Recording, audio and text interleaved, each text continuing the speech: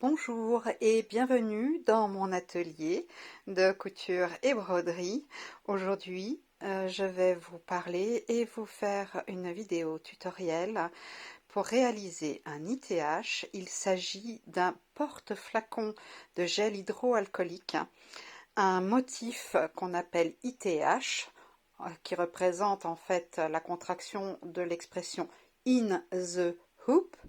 En français, tout dans le cadre. Donc c'est un motif de broderie qui réalise en une seule opération, c'est-à-dire uniquement avec la brodeuse, un projet définitif complet.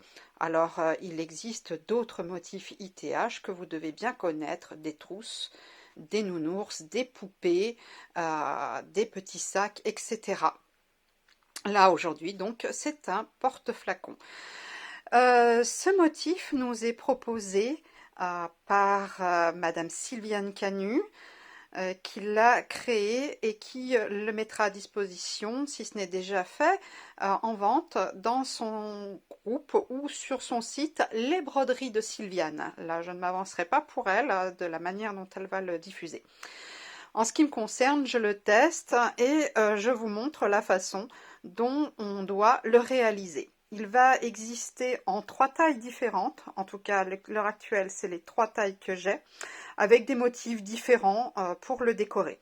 Mais quel que soit le motif de décoration qu'il y a sur ce modèle, la manière de le réaliser reste toujours strictement la même, quelle que soit la taille, quel que soit le motif.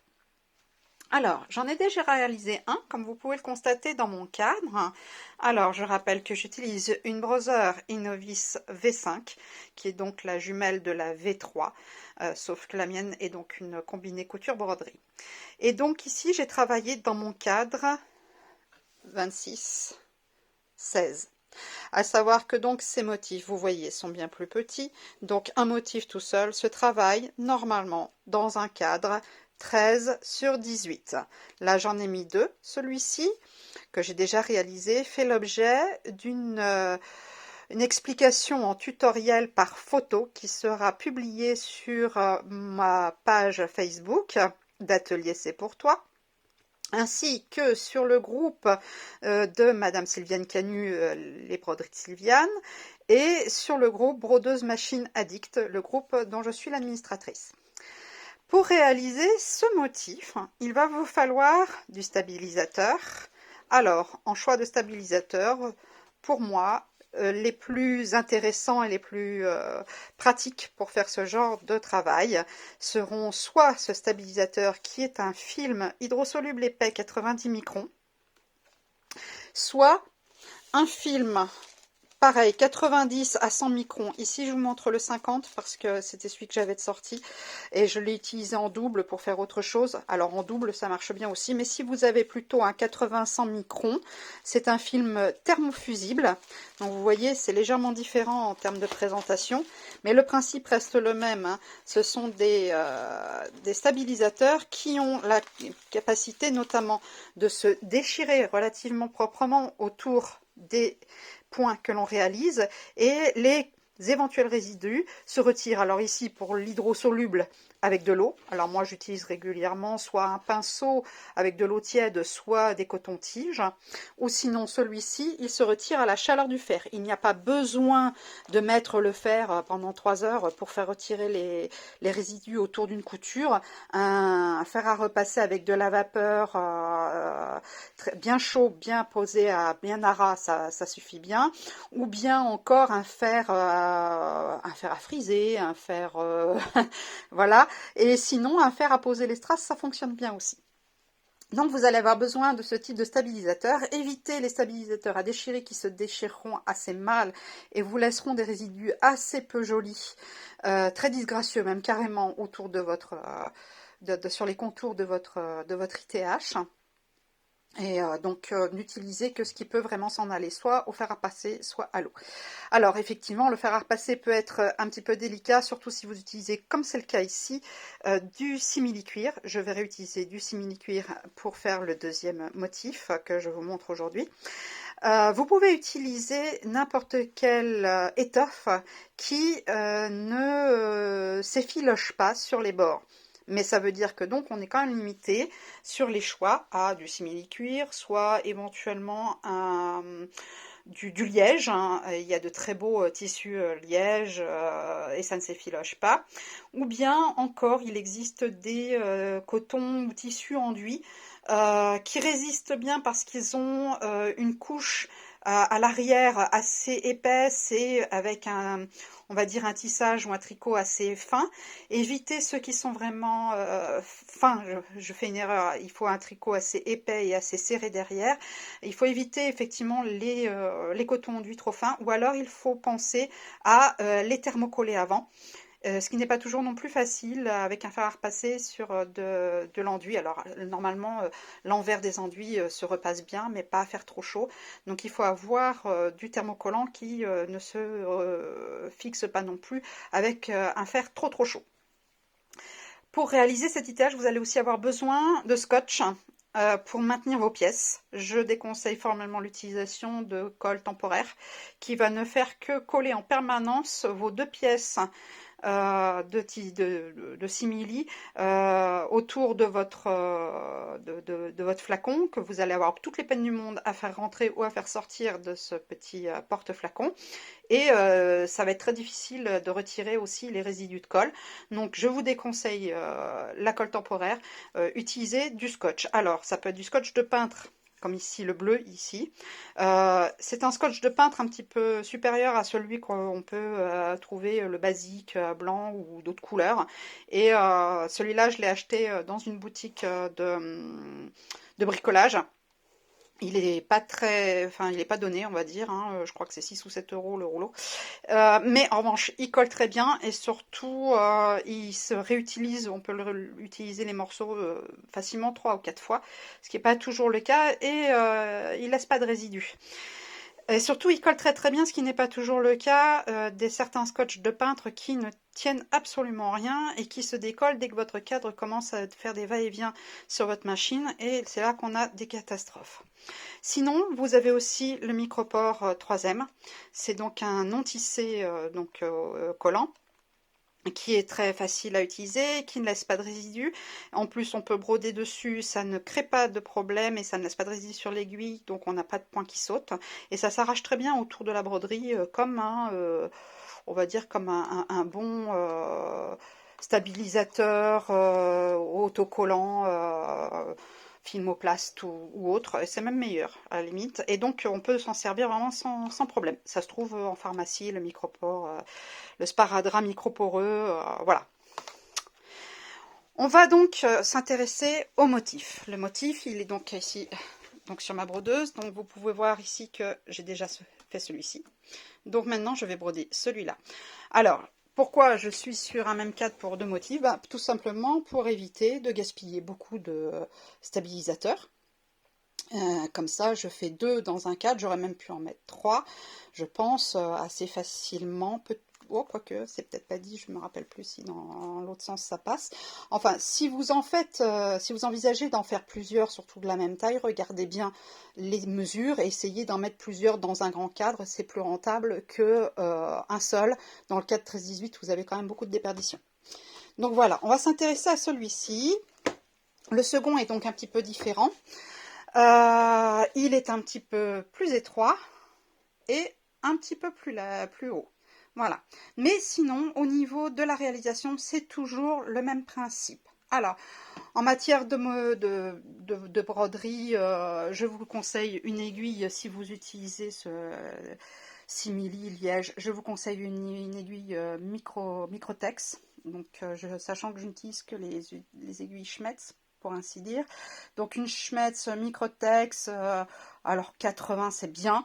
Il y en a qui utilisent des 70, bon c'est bien aussi, mais faites attention parce que pour les enfileurs automatiques ne les aiment pas et souvent ça les abîme. Donc il faut envisager, si vous utilisez du 70, d'enfiler manuellement.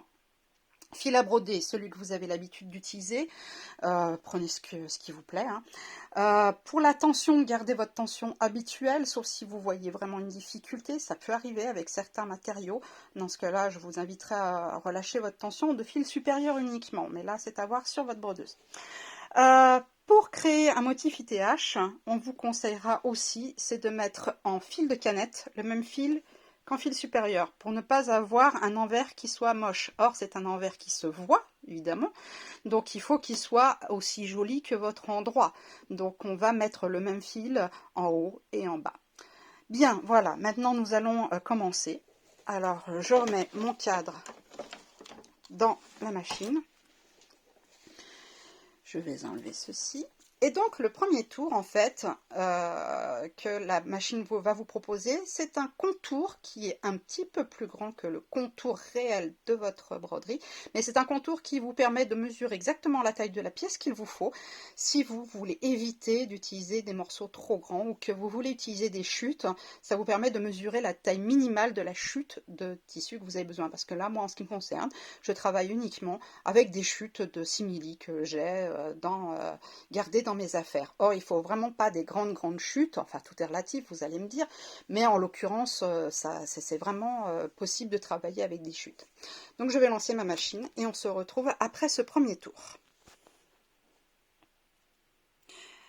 Voilà, le premier tour est brodé, comme vous pouvez le constater, donc directement, uniquement sur le stabilisateur.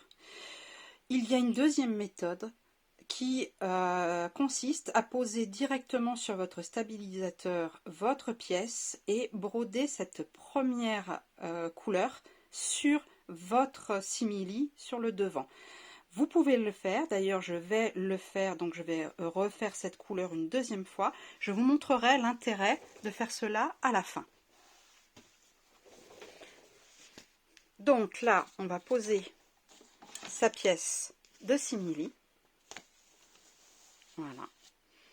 Alors, si vous avez besoin, vous mettez du scotch, hein, ici en bas, ici en haut, sur le côté. Voilà, en général en haut, en bas, ça suffit largement pour maintenir en place. Et vous brodez. Alors, moi je vais broder première et deuxième couleur, mais normalement vous ne brodez que la seconde couleur si vous ne voulez pas que la première se voie. Je vous expliquerai encore une fois à la fin pourquoi j'envisage de faire comme ça. Voilà, j'ai donc rebrodé la première couleur ici sur le bord externe que j'avais déjà brodé au préalable uniquement sur mon stabilisateur, et vous avez la deuxième broderie qui elle est le contour réel de votre porte-flacon et donc qui est brodé en point triple, ce qui explique que forcément ça paraît plus foncé. D'accord, j'utilise un violet foncé. Donc voilà, normalement, si vous ne rebrodez pas comme moi la première ligne, vous n'avez que cette ligne qui ressort. Comme ici, vous n'avez que cette ligne qui ressort. Voilà. Donc maintenant, la nouvelle étape, ça va être de broder le motif qui orne, le motif décoratif qui orne ce flacon. Donc, quel que soit le modèle que vous aurez choisi, c'est toujours dans cet ordre-là. Vous avez ces deux coutures en premier, ces deux couleurs en premier, et ensuite, vous avez le motif décoratif qui peut comporter plusieurs couleurs. En l'occurrence, ici, avec les brins de lavande, ce sera 3 couleurs. Donc, je vais broder mes brins de lavande. Voilà, mon motif est terminé. Comme vous constatez, il me reste une seule couleur à réaliser, donc qui va faire deux côtés en fait du motif. Donc je vais ressortir mon cadre de la brodeuse. Donc vous voyez, mes lavandes sont brodées. Et maintenant, je vais mettre mon cadre sur l'envers. Voilà, mon cadre est à l'envers. Alors, je vous conseille vivement, avant de poser la pièce de l'arrière, de bien couper vos petits fils au niveau des points ici des nœuds, pour que ce ne soit pas un surplus pas très joli au niveau de votre broderie, ou que ça dépasse après et c'est pas bien joli non plus. Vous pouvez ici laisser les nœuds, ça ne pose aucune difficulté. Là, en revanche, je vous conseille vraiment de les enlever. Vous enlevez les nœuds et ensuite vous positionnez votre pièce de dos. Comme vous avez posé la pièce de devant, sauf qu'elle peut être plus petite parce que normalement, elle ne doit couvrir que cette partie-là. Donc, elle n'a pas besoin de couvrir cette partie-ci. Voilà. Et vous mettez du scotch pour la maintenir en place. Voilà, donc maintenant j'ai accroché ma pièce de dos sur donc le dos de mon cadre. J'ai mis de scotch et nous allons donc retourner en brodeuse et broder ce dernier tour. Ce dernier tour consiste en un point triple qui ne rebrode que les côtés, les deux bords latéraux de votre porte-flacon et qui donc accroche fixe votre arrière à votre devant. Donc vous voyez, ça s'arrête, voilà, à cet endroit-là, en haut. Et ça reprend ici, de ce côté-ci.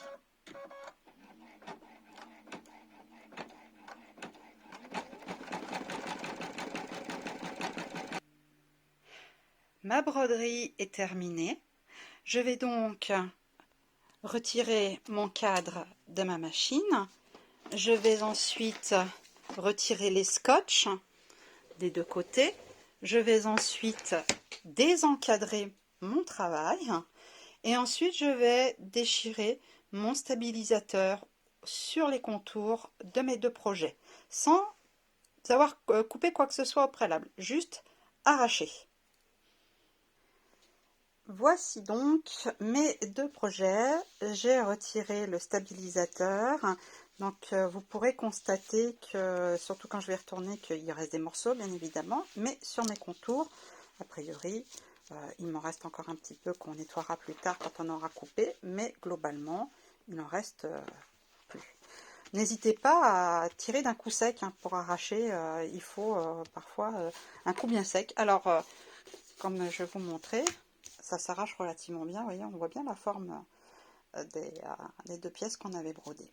Donc là, vous voyez que sur une des pièces, on voit la couture de placement de votre tissu de devant. Ici, on ne la voit pas, celle que je viens de faire devant vous, puisque elle a été cousue avec mon tissu, mon simili. Et je vais vous montrer pourquoi j'ai fait ça. En réalité, je ne sais pas si vous êtes comme moi, mais quand il s'agit ensuite de découper un contour comme ça, qui doit rester accru, je ne suis pas très douée pour garder toujours la même distance par rapport à la ligne de couture. Et des fois, du coup, ça me donne un résultat relativement moyen, parce que forcément, ce n'est pas régulier. Moi, je ne suis pas une grande douée du ciseau. Donc là, je l'ai brodé exprès sur ma pièce, parce que du coup, cette ligne extérieure, eh bien, va me servir de guide avec mes ciseaux. Je vais couper juste à l'intérieur, au ras de ce fil, de cette couture. Comme ça, je suis sûre d'avoir, on va dire, un contour quasi parfait. Voilà, je vais donc commencer par faire ceci. Alors, je vous montre le dos. Comme vous pouvez voir ici, il me reste effectivement du stabilisateur que je déchirerai après. Ici aussi. Vous voyez, d'ailleurs, il a commencé à s'en aller aussi tout seul. On finira de le déchirer après, c'est pas un souci, mais ça vient très bien. Et donc pour le dos, ce que vous aurez à faire, puisque vous n'aurez pas à suivre les contours, puisque le dos n'est pas pris avec la pièce qui ferme votre porte-flacon, vous aurez simplement une ligne à tracer. Si vous êtes comme moi, toujours pas doué avec les ciseaux, vous prenez un feutre qui part à la chaleur, friction, voilà, et avec une règle, vous vous mettez ici au ras des deux extrémités de votre couture de dos, vous tracez une ligne et vous coupez le long de cette ligne uniquement cette pièce d'eau. Voilà. Donc je vais commencer par coudre les contours et on voit ensuite pour cette ligne là. Voici donc mes deux porte-flacons qui sont découpés donc sur les côtés. Donc on laisse 2 mm environ hein, sur les côtés, sur tout le pourtour, hein. Donc ici, j'ai coupé en essayant de rester toujours à la même distance, ce que je trouve vraiment pas évident à faire. Et ici, j'ai découpé en utilisant cette ligne que j'avais recousue une seconde fois, cette ligne de placement, et j'ai coupé juste à l'intérieur de cette ligne de placement. Je trouve que bon, le résultat est plus probant. Alors, j'ai laissé exprès la pièce arrière sur le haut, donc comme je vous disais, qui est non découpée. Alors, ici, je l'ai découpé en suivant de chaque côté, puisque j'ai découpé sur l'avant, ici. Il me reste juste un petit morceau qui tient. Vous pouvez finir en coupant simplement cette petite partie-là. Si vous préférez une finition un peu différente du dos, eh bien, vous faites comme je vous disais, vous faites une ligne, vous tracez une ligne à 1 ou 2 mm de ces deux fins de couture et vous coupez. Voilà, alors vous pouvez couper même au cutter si vous mettez en ce sens-là, que vous faites, vous faites comme vous voulez. Mais il y a moyen de la couper droit. Donc voilà, une fois que vous aurez fait ça, eh bien vous terminerez de retirer votre stabilisateur sur l'intérieur de votre travail. Il vous restera à poser une pression. Une pression, alors les plus simples et les plus faciles à utiliser sont les pressions CAM. Il y a des pinces, il existe des embouts pour si vous avez une presse, et aussi poser à l'endroit que vous jugerez le plus adéquat un œillet pour pouvoir accrocher soit un mousqueton, soit une chaînette, voilà, pour accrocher à votre sac ou à votre pantalon ou à ce que vous voulez. Donc à vous de choisir l'endroit le plus adéquat. Personnellement, je me verrais assez bien le mettre quelque part par ici, sur la, on va dire sur cette, sur la languette qui permettra de fermer. Donc je vais finir de couper et je vous montre une fois que j'ai posé pression et l'œillet pour faire tenir mon porte-flacon. Voilà, mes découpes sont terminées, ma pose de pièces œillet et pression est terminée également. C'est tout à fait anecdotique, mais je vous conseille vivement quand vous posez les pressions de rajouter un morceau de votre simili-cuir dessous, ici, et de même sous l'œillet, et de même ici, vous voyez, on le voit encore plus, voilà. Pour poser pression et œillet, il faut rajouter un renfort. Alors moi j'utilise une chute de mon simili, mais ça peut être du renfort de stabilisateur de couture un peu épais. Du Décoville, enfin vraiment, mais c'est des tout petits bouts, mais au moins ça évite que tout s'arrache quand vous allez vous en servir à plusieurs reprises, parce que sinon ça c'est quand même quelque chose assez souple en ce qui me concerne, et je n'aurai pas de solidité, ou bien ça va s'arracher au bout de 2-3 utilisations, ce qui serait dommage. Donc là, moi j'ai mis mon œillet à cet endroit là, mais vous choisissez, vous le mettez, et je vais mettre un anneau, voire deux, voilà. Un anneau ou une chaîne, enfin je verrai en fonction de mes besoins. Là c'est vous qui décidez. Voilà, votre porte-flacon est terminé. Je vous conseille vivement d'acheter les flacons d'abord et faire les porte-flacons adéquats ensuite, hein, c'est plus utile. Si vous rencontrez des difficultés pour retirer les restants de votre stabilisateur, n'arrachez pas, ne tirez pas. Surtout quand c'est sur l'intérieur, c'est beaucoup plus malaisé de tirer et d'arracher, parce que vous risquez surtout de tout abîmer. C'est beaucoup plus facile sur les bords extérieurs parce qu'on a une bonne, on peut bien tenir pendant qu'on arrache. On tient d'une main, on arrache de l'autre. Alors que à l'intérieur, c'est beaucoup plus compliqué. On risque de vraiment abîmer tout son travail. Utiliser selon, mais un fer à repasser bien chaud, et puis avec vapeur que vous balancez à fond, ça marche pour les deux, que ce soit le thermofusible ou l'hydrosoluble. L'hydrosoluble va se ramollir sérieusement, vous n'aurez plus qu'à aller récupérer vos résidus à l'intérieur. Après, s'il en reste dedans, franchement, je pense que c'est pas hyper gênant, hein. Moi il m'en reste, et je trouve pas ça, voilà, ça partira je pense au fur et à mesure de l'utilisation. Je ne sais pas si j'arrive à vous montrer. on n'arrive pas à voir. Si, voilà, vous voyez, on voit qu'il en reste un petit peu sur les côtés. Voilà. Mais voilà. Eh bien, écoutez, j'espère que cette vidéo vous aura été utile pour cette réalisation. Et je vous souhaite de bien vous amuser avec ce petit ITH très sympathique. Merci à Sylviane Canu, les broderies de Sylviane, pour m'avoir confié cette petite explication. Bonne journée à tous, à très bientôt. Merci, bye bye.